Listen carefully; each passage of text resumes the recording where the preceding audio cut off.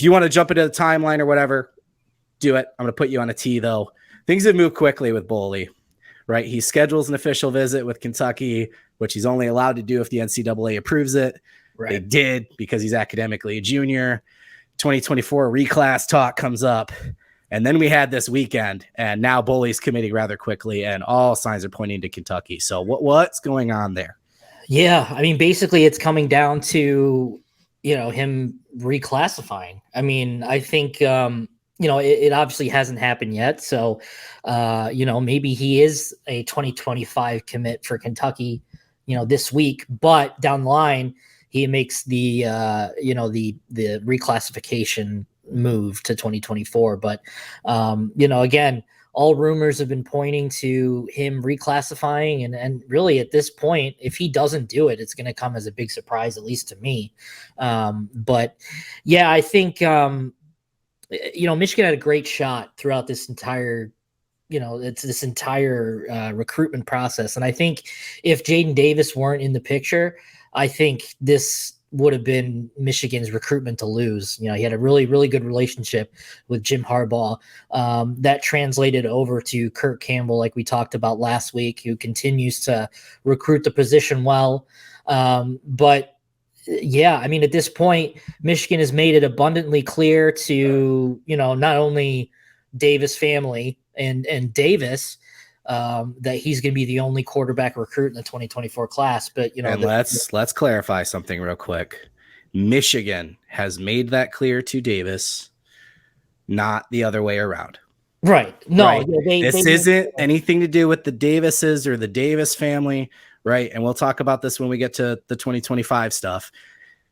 Michigan has said, hey, you're our QB. We pursued you heavily for 18 months. Right. Yeah. Right. Yeah. So this is just Michigan taking care of the quarterback that they got.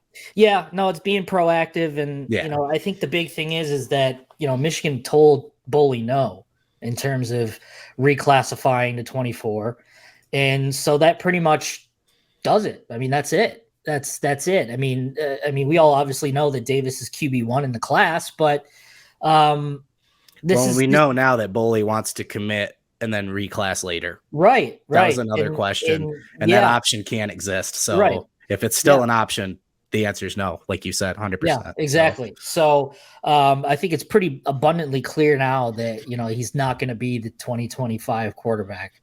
And that's pretty much it's cut and dry at this point. Jaden Davis is QB1 in 24, and they're not going to make any, special, room for a guy like Boley. I mean, I think he's a very good quarterback. Don't get me wrong. However, you're not going to waste 18 months recruiting a kid like Jaden Davis and then just totally screwing him over and pulling the rug from underneath him. That's not how you do things. I mean, that's how you get a reputation, and not a very good one. Let's be clear. That's why Jaden Davis is even at Michigan to begin with, because Ohio State lied, his words, not mine, lied to Jaden Davis. Yeah. Took Dylan Raiola. He felt really spurned by that whole deal. Raiola is now at Georgia as of yesterday or 2 days ago, after flirting with being, going to Nebraska where he's a legacy commit. And now Michigan has Jaden Davis, a guy that they wanted anyway. And whether you think this is real or not, he's got a chip on his shoulder already against Ohio State, very similar to JJ, right? So, and they already have one teammate committed, a legacy with Channing Goodwin. They're trying to get another teammate to commit. This recruiting class is an incredibly tight-knit group. We see it on Twitter. We've talked about this. They're all talking. They're all working together. They're all actively recruiting. You go out and burn your QB.